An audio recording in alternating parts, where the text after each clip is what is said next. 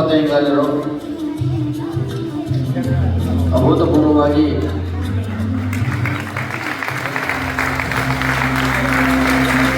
ನಮ್ಮ ಊರಿನಲ್ಲಾಗಲಿ ಯಾವುದೇ ಊರುಗಳಲ್ಲಾಗಲಿ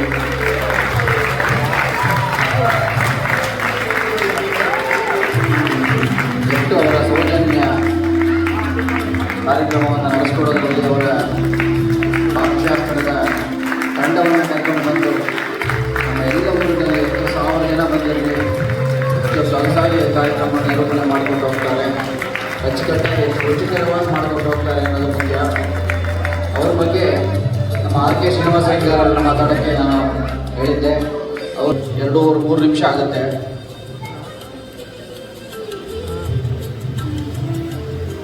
ಶ್ರೀಯುತ ಸಂಪತ್ತಯ್ಯಂಗಾರವರಿಗೆ ವಿನಮ್ರ ನುಡಿ ನಮನ. ಇದು ಆರ್ ಕೆ ಶ್ರೀನಿವಾಸಯ್ಯಂಗಾರ ಬರೆದು ಕೊಟ್ಟಿರ್ತಕ್ಕಂಥದ್ದು. ಅದನ್ನೇ ಒಂದು ಕಟ್ ಹಾಕಿಸಿ ಅವರಿಗೆ ಈ ಸನ್ಮಾನ ಸಂದರ್ಭದಲ್ಲಿ ಅವರಿಗೆ ಕೊಡ್ತಾ ಇದ್ದೀವಿ. ಪಾಕಶಾಸ್ತ್ರ ಪ್ರವೀಣರಾದ ಸಂಪತ್ತಯ್ಯಂಗಾರವರು ಭಕ್ತ ಬಾಂಧವರಿಗೆ ಮತ್ತು ಪ್ರಿಯ ವೀಕ್ಷಕರಿಗೆ ಯೂಟ್ಯೂಬ್ ಮಮ ಮಾಡುವ ಅನಂತ ವಂದನೆಗಳು. ಹಾಸನ ಜಿಲ್ಲೆಯಲ್ಲಿ ಅರಕೋಲಗೂಡು ತಾಲೂಕು ರಾಮನಾಥಪುರ ಎಂದರೆ ಎಲ್ಲರಿಗೂ ಒಂದು ಅದ್ಭುತವಾದಂತಹ ಆನಂದವಾದಂತಹ ಕ್ಷೇತ್ರ ಎಂದು ಹೇಳಿದರೆ ತಪ್ಪಾಗಲಾರದು. ಏಕೆಂದರೆ ಅಷ್ಟಗ್ರಾಮದಲ್ಲಿ ಬಂದಂತಹ ಪರವೂರಿನಿಂದ ಹೊರದೇಶದಿಂದ ಹೊರಗಡೆಯಿಂದ ಬಂದಂಥವರು ಅವರ ಊರಿಗೆ ಬಂದಾಗ ರಾಮನಾಥಪುರದಲ್ಲಿ ಕಾವೇರಿಯಲ್ಲಿ ಹೋಗಿ ಸ್ನಾನ ಮಾಡಬೇಕು ಎಂದು ಎಲ್ಲರೂ ಬಂದು ಕಾವೇರಿಯಲ್ಲಿ ಮಿಂದು ಆನಂದವನ್ನು ಪಡುತ್ತಾರೆ. ಆ ಆನಂದವನ್ನು ಪಟ್ಟು ತಾವು ಬರುವಾಗ ಅಲ್ಲಿರ್ತಕ್ಕಂಥ ಹಯಗ್ರೀವ ಮಂದಿರ, ರಾಮ ಮಂದಿರ, ಸುಬ್ರಹ್ಮಣ್ಯ ದೇವಸ್ಥಾನ, ಪ್ರಸಿದ್ಧವಾದಂತಹ ದೇವಸ್ಥಾನ, ಅಮೋಘವಾಗಿ ಪೂಜಾ ಕೈಂಕರ್ಯಗಳು ನಡೆಯುತ್ತವೆ. ವಿಶೇಷವೇನೆಂದರೆ ರಾಮನಾಥಪುರದಲ್ಲಿ ಬ್ರಹ್ಮರಥೋತ್ಸವ ಅಮೋಘವಾಗಿ ನಡೆಯುತ್ತದೆ. ಸಾವಿರಾರು ಜನರು ಬರುತ್ತಾರೆ ಮತ್ತು ಅಲ್ಲಿ ರಥೋತ್ಸವ ಆದ ಮೇಲೆ ಭಜೇತಿ ರಾಜಂ ಕಾರ್ಯಕ್ರಮವನ್ನು ಮಾಡುತ್ತಾರೆ. ಅದು ಹಾಸನ ಜಿಲ್ಲೆಯಲ್ಲೇ ಪ್ರಥಮ ಬಾರಿಗೆ ಅದ್ಭುತವಾಗಿ ನಡೆಯತಕ್ಕಂಥ ಕಾರ್ಯಕ್ರಮ ಎಂದು ಎಲ್ಲರೂ ಹೇಳಿದ್ದಾರೆ. ಅಂತಹ ಕಾರ್ಯಕ್ರಮವನ್ನು ಅದ್ಭುತವಾಗಿ, ನಾಜೂಕಾಗಿ, ಶಾಸ್ತ್ರೋಕ್ತವಾಗಿ ನಡೆಸಿಕೊಟ್ಟಂತಹ ಕಾರ್ಯಕರ್ತರಿಗೆ ಯೂಟ್ಯೂಬ್ ಮಾಮ ಹುಲಿಕಲ್ ಕಡೆಯಿಂದ ಮತ್ತು ಅಷ್ಟಗ್ರಾಮದವರಿಂದ ಅನಂತ ವಂದನೆಗಳನ್ನು ತಿಳಿಸುತ್ತೇವೆ.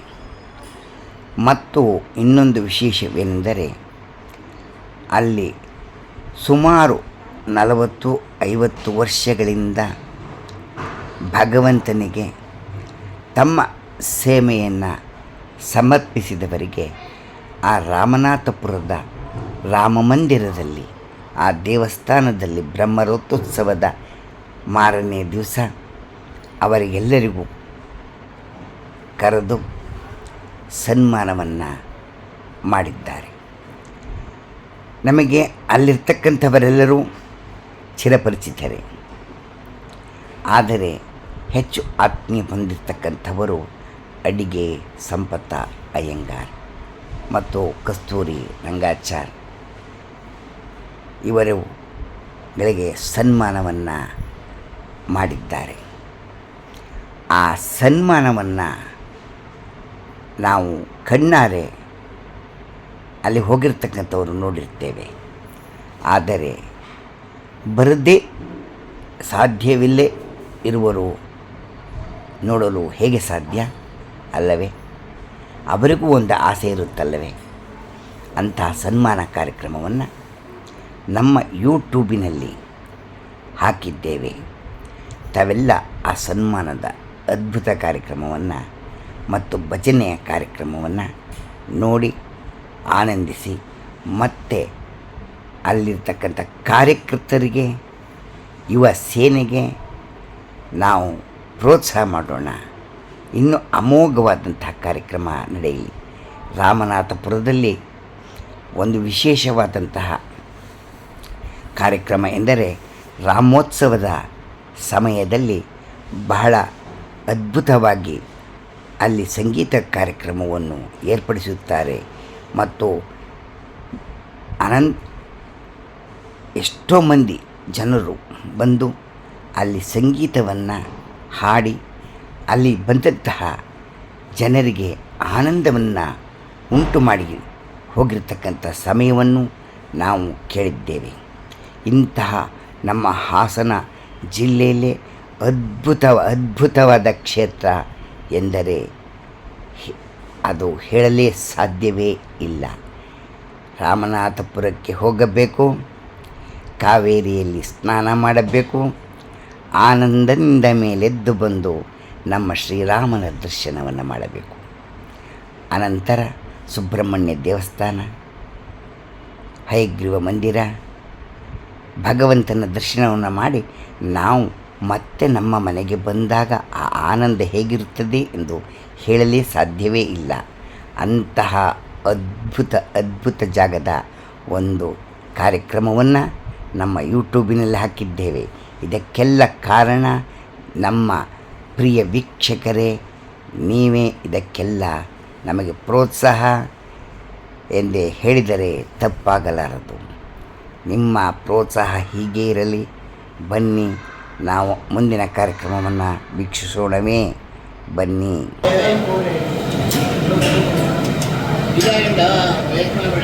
ಶ್ರೀಧರ, ಚಾಕು ತಗೊಂಡ್ಯಾ? ಚಾಕು ತಗೊಂಡ್ಯಾ?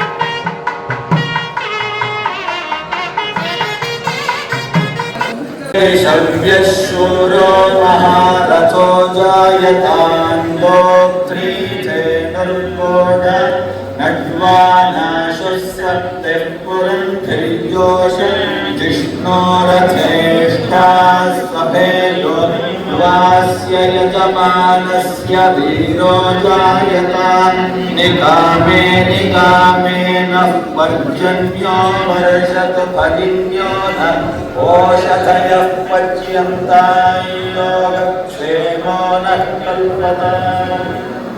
ॐ शान्ति शान्ति शान्तिः।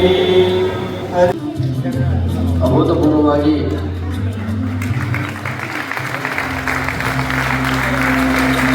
ನಮ್ಮ ಊರಿನಲ್ಲಾಗಲಿ ಯಾವುದೇ ಊರುಗಳಲ್ಲಾಗಲಿ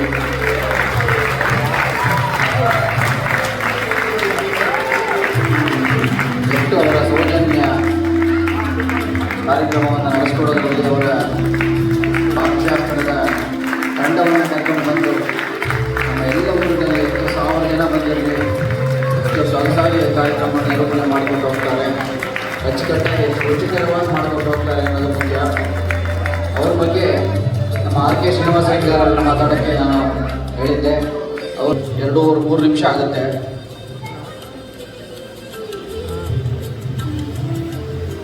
ಶ್ರೀಯುತ ಸಂಪತ್ತಯ್ಯಗಾರವರಿಗೆ ವಿನಮ್ರ ನುಡಿ ನಮನ. ಇದು RK ಶ್ರೀನಿವಾಸ ಅವರು ಬರೆದು ಕೊಟ್ಟಿರ್ತಕ್ಕಂಥದ್ದು. ಅದನ್ನೇ ಒಂದು ಕಟ್ ಹಾಕಿಸಿ ಅವರಿಗೆ ಈ ಸನ್ಮಾನ ಸಂದರ್ಭದಲ್ಲಿ ಅವರಿಗೆ ಕೊಡ್ತಾ ಇದ್ದೀವಿ. ಪಾಕಶಾಸ್ತ್ರ ಪ್ರವೀಣರಾದ ಸಂಪತ್ತಯ್ಯಗಾರವರು ಹಾಸನ ಜಿಲ್ಲೆ ಹಗರೆಮಾದಿಹಳ್ಳಿಯಲ್ಲಿ ವಾದ್ಯಾರ್ ನರಸಿಂಹಾಚಾರ್ಯ ಮತ್ತು ಲಕ್ಷ್ಮಮ್ಮ ದಂಪತಿಗಳಿಗೆ ಪುತ್ರರತ್ನರಾಗಿ ಜನಿಸಿದರು. ಪ್ರಾಥಮಿಕ ಶಾಲಾಭ್ಯಾಸವನ್ನು ಹಗರೆಯ ಪ್ರಾಥಮಿಕ ಶಾಲೆಯಲ್ಲಿ ಮಾಡಿದರು. ಮೃದು ಹೃದಯಿಗಳಾದ ತಾಯಿಯವರ ಅಪಾರ ಪ್ರೀತಿ ಪ್ರೇಮಗಳಿಂದ ಬೆಳೆದು ಹುಟ್ಟಿದ ಮನೆಗೆ ಹೂವು ತಂದರು. ಸ್ತ್ರೀಯರ ತಾಳ್ಮೆ, ಸಹನೆ, ಕ್ಷಮಾಗುಣ, ಸಹೃದಯತೆ, ಔದಾರ್ಯ, ಸಜ್ಜನಿಕೆ, ಸೌಜನ್ಯ ಇವು ಪುರುಷರ ವಿಜಯದ ಮೆಟ್ಟಲಾಗಿರುತ್ತದೆ ಎಂಬುದಕ್ಕೆ ತಾಯಿಯವರ ಮಾರ್ಗದರ್ಶನವೇ ಸಾಕ್ಷಿ. ಹೂವಿಗೆ ಪರಿಮಳ ಜೊತೆಗೂಡುವ ಹಾಗೆ ಶ್ರೀಮತಿ ಜಯಲಕ್ಷ್ಮಿಯರವರು ಸಂಪತ್ತಯ್ಯಗಾರವರ ಯಶಸ್ಸಿಗೆ ಮುನ್ನುಡಿ ಬರೆದು ಬದುಕಿನ ಪಾಲುದಾರರಾದರು. ಶ್ರೀ ಸಂಪತ್ತಯ್ಯಗಾರರ ವಿದ್ಯಾಭ್ಯಾಸ ಅಬಾಧಿತವಾಗಿ ಮುಂದುವರಿಯಲಿಲ್ಲ. ಬಡತನದ ಬೇಗೆಯಲ್ಲಿ ನೊಂದು ಬೆಂದು ಇವರು ವಿದ್ಯಾಭ್ಯಾಸಕ್ಕೆ ಎದಿಶ್ರೀ ಹಾಡಿ ತಾಯಿಯವರಿಂದ ಬಳುವಳಿಯಾಗಿ ಬಂದಂತಹ ಪಾಕಶಾಸ್ತ್ರದ ಕಡೆಗೆ ಹೊರಳಿದರು. ಹೋಟೆಲ್ ಕಸ್ತೂರಿಯವರ ಅಣ್ಣ ರಾಘವಾಚಾರ್ಯರಲ್ಲಿ ಹೆಚ್ಚಿನ ತರಬೇತಿ ಅನುಭವಗಳನ್ನು ಪಡೆದು 1976ರಲ್ಲಿ ಅಡುಗೆ ಕೆಲಸವನ್ನು ಪ್ರಾರಂಭಿಸಿದರು. ರಾಜಧಾನಿ ಬೆಂಗಳೂರನ್ನು ಕೇಂದ್ರವನ್ನಾಗಿ ಮಾಡಿಕೊಂಡು ಬಹಳ ಪಯಣವನ್ನು ಮುಂದುವರಿಸಿದ್ದಾರೆ. ಮಾಸಿಕ 5 ರೂಪಾಯಿ ಸಂಬಳದಿಂದ 20 ರೂಪಾಯಿ ಸಂಬಳವನ್ನು ಪಡೆಯುತ್ತಿದ್ದ ಇವರು ನಂತರ ಸ್ವತಂತ್ರವಾಗಿ ಅಡುಗೆ ಕಾರ್ಯವನ್ನು ಮೈಗೂಡಿಸಿಕೊಂಡರು. ಅನ್ನ ದೇವತೆಗಿಂತ ಅನ್ಯ ದೇವರಿಲ್ಲ, ಅನ್ನದಾನವೇ ಮಹಾದಾನ, ಹಸಿದವನಿಗೆ ಕೊಟ್ಟದ್ದು ಹರಿದಾನ, ಅನ್ನವೇ ಬ್ರಹ್ಮ ಎಂಬ ಮಾತುಗಳು ಅನ್ನದಾನದ ಮಹತ್ವವನ್ನು ತಿಳಿಸುತ್ತದೆ. ಸಹಸ್ರಾರು ಜನರಿಗೆ ಅನ್ನ ಸಂತರ್ಪಣೆ ಮಾಡುವ ಮೂಲಕ ಸಮಾಜ ಸೇವೆ, ಭಾಗವತ ಸೇವೆ ಮಾಡುತ್ತಾ ಬದುಕನ್ನು ಅರ್ಥಪೂರ್ಣವಾಗಿ ಮಾಡಿಕೊಂಡವರು ಸಂಪತ್ತಯ್ಯಗಾರರು. ರಥೋತ್ಸವ ಹಾಗೂ ಧಾರ್ಮಿಕ ಕಾರ್ಯಕ್ರಮಗಳಲ್ಲಿ ಪಾಕದ ಪರಿಮಳವನ್ನು ಉಣಬಡಿಸಿ ಜನಮನವನ್ನು ಗೆದ್ದಿದ್ದಾರೆ. ಹಾಲಿನಂತೆ ಹಾಲು ಬೆರೆತಿರ ಕೆನೆ, ಕಾಳಿನೊಂದಿಗೆ ಕಾಳು ಬೆರೆತಿರೋದು ತೆನೆ, ಹಣ್ಣಿನೊಂದಿಗೆ ಹಣ್ಣು ಬೆರೆತಿರೋದು ಗೊನೆ ಎಂಬ ಮಾತಿನಂತೆ ತೆನೆ, ಕೆನೆ, ಗೊನೆ ಇವರು ಅನ್ನದಾನದ ಕಾರ್ಯಕ್ಕೆ ಪ್ರೇರಣೆಯಾಗಿದೆ. ಸಂಪತ್ತಯ್ಯಗಾರರ ಬದುಕಿನಲ್ಲಿ ನಿನ್ನೆಯ ഇരുಳು ಕಳೆದು ಉಷೆ ಮೂಡಿ ಉದಯವಾಗಿದೆ. ಮೂಢರಾತ್ರಿಯ ಕೋಡುಗಲ್ಲಿಂದ ರವಿ ಹಿಡಿದಿದ್ದಾನೆ. ಕತ್ತಲಲ್ಲಿದ್ದ ಬಾಲ್ಯದ ಬದುಕು ಮರುಜನ್ಮ ಪಡೆದು ಬೆಳಕಿನ ಅರಮನೆಗೆ ಪ್ರವೇಶಿಸಿತು. ಪಾಕಶಾಸ್ತ್ರಕ್ಕೆ ತನ್ನದೇ ಆದ ಘನತೆ ಗೌರವಗಳಿಗೆ ಸಾಮಾನ್ಯ ನರನಿಂದ ನಳಮಹಾರಾಜನವರೆಗೂ ಇದರ ವಿಸ್ತಾರ. ಹಾಗಾಗಿ ಅನ್ನ ಸೇವೆಯನ್ನು ಒಂದು ಪುಣ್ಯ ಕಾರ್ಯ ಎಂದು ತಿಳಿದಿದ್ದಾರೆ. ಸಂಪತ್ತಯ್ಯಗಾರರ ಅಡುಗೆ ಉತ್ಸವ ಸಮಾರಂಭಗಳ ಅವಿಭಾಜ್ಯ ಅಂಗವಾಗಿದೆ, ಯಶಸ್ಸಿನ ಭಾಗವಾಗಿದೆ. ಮಾನವನ ಜೀವನದಲ್ಲಿ ಸೇವೆಗೆ ಇರುವ ಮಹತ್ವ ಅನ್ಯಾದೃಶ್ಯವಾದದ್ದು. ಈ ಸೇವೆಯ ಯಜ್ಞದಲ್ಲಿ ಸಭಿನೆಯಿಂದ ಉರಿದು ಜೀವನ ಸಾರ್ಥಕ್ಯ ಮಾಡಿಕೊಂಡವರು ಸಂಪತ್ತಯ್ಯಗಾರರು. ಅವರ ಹೆಸರೇ ಸೂಚಿಸುವಂತೆ ಸಂಪತ್ತು ಶ್ರೀ ವೈಷ್ಣವ ಕುಲಕ್ಕೆ ಸಂಪತ್ತಾಗಿದ್ದಾರೆ. ಶ್ರೀಗಳಿಗೆ ತಮ್ಮ ಕಾರ್ಯದ ಬಗ್ಗೆ ಗೌರವವಿದೆ, ಅಭಿಮಾನವಿದೆ, ವಿಶ್ವಾಸವಿದೆ. 100 ಜನರಿಗೆ ಕೆಲಸ ಕೊಟ್ಟು ದುಡಿಯುವ ಕಾಮಧೇನುವಾಗಿದ್ದಾರೆ. ಇವರ ಅನ್ನ ಸಂತರ್ಪಣೆಯ ಯಜ್ಞದಲ್ಲಿ ಮನೆಯ ಹೆಣ್ಣು ಮಕ್ಕಳು ಅಳಿಯಂದಿರು ಸಹಕಾರ ಕೊಡುತ್ತಿದ್ದಾರೆ ಎಂಬುದನ್ನು ಆತ್ಮವಿಶ್ವಾಸದಿಂದ ನೆನೆಯುತ್ತಾರೆ. ಸಂಪತ್ತಯ್ಯಂಗಾರರ ಬದುಕಿನಲ್ಲಿ ಎಂದು ಬೀಗಿದವರಲ್ಲ, ಬಾಗಿದವರು. ಬಾಗಿದವರಿಗೆ ಬದುಕು ಕಟ್ಟಿಕೊಟ್ಟಿದ್ದಾರೆ. ಅಡುಗೆ ಕೆಲಸವನ್ನು ಕೇವಲ ವ್ಯಾಪಾರವಾಗಿ ಪರಿಗಣಿಸದೆ ಅದರಲ್ಲಿ ಸಂತೋಷ ಮತ್ತು ಸಂತೃಪ್ತಿಯನ್ನು ಕಂಡಿದ್ದಾರೆ. ಸಂಪತ್ತಯ್ಯಂಗಾರರ ಅನುಭವ ಸಂಪನ್ನರು. ವ್ಯವಹಾರವನ್ನು ವ್ಯವಸ್ಥಿತವಾಗಿ ನಡೆಸಿಕೊಂಡು ಹೋಗುವ ಚಾತುರ್ಯ, ಬುದ್ಧಿವಂತಿಕೆ, ಹೃದಯವಂತಿಕೆ ಇವರಲ್ಲಿದೆ. ಮದಮತ್ಸರಗಳಿಂದ ದೂರವಾಗಿ ನಿಸ್ಪೃಹ, ನಿಸ್ವಾರ್ಥ, ಪರಿಶುದ್ಧ ಬಾಳ್ವೆಯಿಂದ ಸಾರ್ಥಕ ಜೀವನ ನಡೆಸುತ್ತಿದ್ದಾರೆ. ಆತ್ಮೀಯರಿಗೆ, ಯುವ ಪೀಳಿಗೆಗೆ ಆದರ್ಶಪ್ರಾಯರಾಗಿದ್ದಾರೆ. ಶಕ್ತಿಯ ನೆಲೆಯಾಗಿದ್ದಾರೆ. ಸ್ಫೂರ್ತಿಯ ಸೆಲೆಯಾಗಿದ್ದಾರೆ. ಕಷ್ಟದಲ್ಲಿರುವವರಿಗೆ ಮಿಡಿಯುವ ಹೃದಯ ಇವರದು. ಬೇರೆಯವರ ನೋವು ನಲಿವುಗಳಿಗೆ ಸ್ಪಂದಿಸುವ ಉದಾರ ಚರಿತರು. ತಮ್ಮೊಂದಿಗೆ ಕೆಲಸ ಮಾಡುವವರನ್ನು ಸಮಾನವಾಗಿ ಕಂಡು ಅವರ ಕಷ್ಟಗಳಲ್ಲಿ ಭಾಗಿಯಾಗಿ ಸಹಾಯ ಹಸ್ತ ಚಾಚುವುದು ಇವರ ಸ್ವಭಾವ. ಭಕ್ತರ ಧ್ಯೇಯ ಎನ್ನುತ್ತಾರೆ. ಬದುಕಿನಲ್ಲಿ ಕನಸು ಕಾಣುವುದು, ಗುರಿ ಸಾಧಿಸುವುದು ಪುರುಷರ ಲಕ್ಷಣ. ಕನಸಿಗೆ ಪ್ರಯತ್ನಗಳಿಲ್ಲದ, ಕಷ್ಟಗಳಿಲ್ಲದ ನಿದ್ದೆ ಬೇಕು. ಗುರಿ ಸಾಧನೆಗೆ ನಿದ್ರೆಯಿಲ್ಲದ ಪ್ರಯತ್ನಗಳು ಬೇಕು ಎಂಬುದು ಮಾತುಗಳ ನುಡಿ. ಈ ಮಾತಿಗೆ ಅನುಗುಣವಾಗಿ ಶ್ರೀಯುತರು ನಿದ್ರಾಲೋಕದಲ್ಲಿ ಸಾಧನೆ ಸಿದ್ಧಿಗಳನ್ನು ಕನಸು ಕಂಡಿದ್ದಾರೆ. ಜಾಗೃತರಾಗಿ ಗುರಿಯನ್ನು ಸಾಧಿಸಿದ್ದಾರೆ ಎಂಬುದಕ್ಕೆ ಅವರು ಕ್ರಮಿಸಿ ಬಂದಿರುವ ಕಠಿಣ ಹಾದಿಗಳೇ ಸಾಕ್ಷಿ.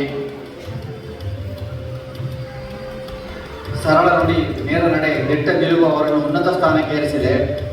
ಹಿಂದೆ ಬಂದರೆ ಒದೆಯದ, ಮುಂದೆ ಬಂದರೆ ಹಾಯದ, ಪರರಿಗೆ ಎಂದೂ ಕೇಳೆಣಿಸದ, ಆಧುನಿಕ ಭೋಗವಾಕ್ಯಗಳಿಗೆ, ಆಸೆ ಆಕಾಂಕ್ಷೆಗಳಿಗೆ ಪರವಶರಾಗದೆ ಕರ್ಮಯೋಗಿಯಾಗಿ ಕಾಣಿಸುತ್ತಿದ್ದಾರೆ. ತಪ್ಪತ್ತೂರವರೆಗೂ ರಾಮನಾಥಪುರಕ್ಕೂ ಅವಿನಾಭಾವ ಸಂಬಂಧ, ಅಪಾರ ಪ್ರೀತಿ ಈ ಊರಿನ ಮೇಲೆ ಅವರಿಗೆ. ಶ್ರೀ ಪಟ್ಟಾಭಿ ರಾಮಚಂದ್ರರ ರಥೋತ್ಸವ ಸಂದರ್ಭದಲ್ಲಿ ಇವರು ನಡೆಸಿಕೊಡುವ ಕೈಂಕರ್ಯ ರಾಮನಿಗೂ ಪ್ರಿಯವಾಗಿದೆ. 10 ದಿನಗಳ ಕಾಲ ಅನೈತ್ಯ ಸೇವೆಯನ್ನು ಸಲ್ಲಿಸಿ ಪಟ್ಟಾಭಿ ರಾಮಚಂದ್ರನ ಕೃಪೆಗೆ ಪಾತ್ರರಾಗಿದ್ದಾರೆ. ಬಡವ ಬಲ್ಲಿದರಾದಿಯಾಗಿ ಯಾರೇ ಕರೆದರೂ ಅವರ ಆಸ್ತಿ ಅಂತಸ್ತುಗಳನ್ನು ನೋಡದೆ ಸೇವಾ ಮನೋಭಾವದಿಂದ ಮಾಡುವ ಅವರ ಕೈಂಕರ್ಯ ಅನುಪಮವಾದುದು ಎಂದು ಹೇಳಲು ಎದೆ ತುಂಬಿ ಬರುತ್ತದೆ. ಸಂಪತ್ತಯ್ಯಂಗಾರರ ಸೇವೆಯನ್ನು ಪರಿಗಣಿಸಿ ರಾಮನಾಥಪುರದ ವೃತ್ತವೃಂದ ಅವರಿಗೆ ಪಾಕಶಾಸ್ತ್ರ ಪರಿಚಾರಕ ಎಂಬ ಬಿರುದನ್ನು ಕೊಡುತ್ತಿದ್ದಾರೆ.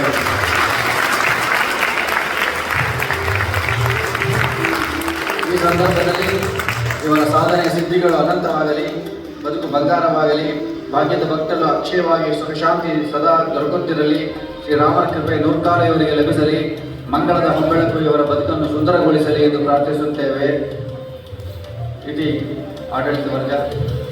ಇದನ್ನು RK ಶ್ರೀನಿವಾಸಯ್ಯಂಗಾರರು ಬರೆದು ಅದನ್ನೆಲ್ಲ ಪ್ರಿಂಟ್ ಮಾಡಿಸ್ತಾ ಬಂದು ಕೊಟ್ಟಿದ್ದಾರೆ. ಅವರ ಪರವಾಗಿ ನಾನು ಓದಿದ್ದೇನೆ. ಅವರಿಗೆ ಶ್ರೀನಿವಾಸಯ್ಯಂಗಾರಲ್ಲಿ ಬಂದು ಬನ್ನಿ ಸರ್, ಪರವಾಗಿಲ್ಲ.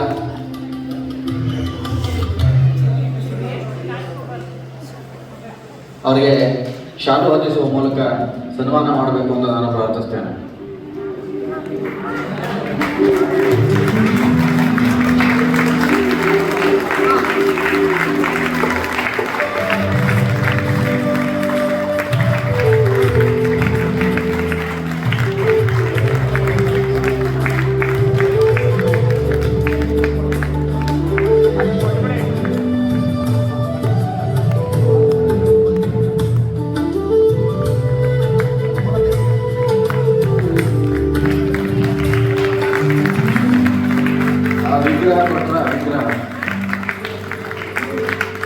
ಕೃಷ್ಣನ ವಿಗ್ರಹವನ್ನು ಅವರಿಗೆ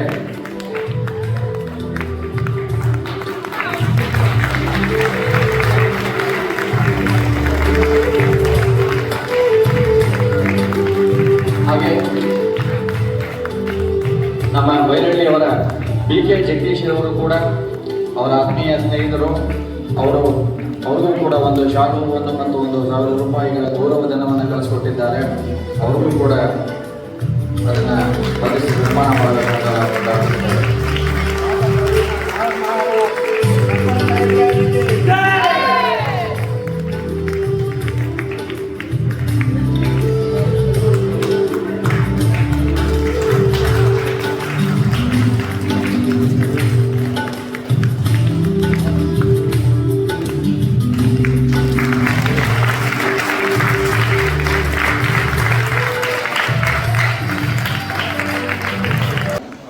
ಪ್ರಾರಂಭವಾಗಿ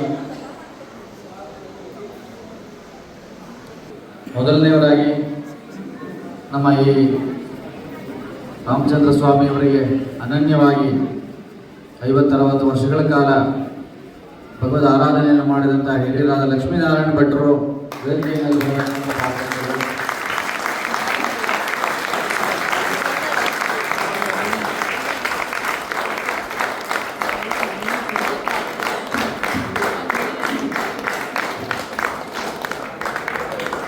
ವಾದ್ಯಾರ ಕಸ್ತೂರ್ ಬಾಮನ್ ಕರ್ಕೊಂಡ್ಬಂದು ಯಾರು ಹೋಗಿದಾರ?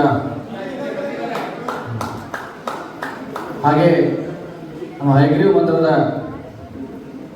ಆರಾಧಕರಾಗಿ 50 ವರ್ಷಗಳ ಕಾಲ ಸತತವಾಗಿ ಹಾಗೂ ಊರಿನವರೆಲ್ಲರ ಮೆಚ್ಚಿನ ವಾದ್ಯರಾಗಿ 50 ವರ್ಷಗಳ ಕಾಲ ಸೇವೆ ಸಲ್ಲಿಸಿದಂತಹ ವಾದ್ಯಾರ ಕಸ್ತೂರಿ ರಂಗಾಚಾರ್ಯರು,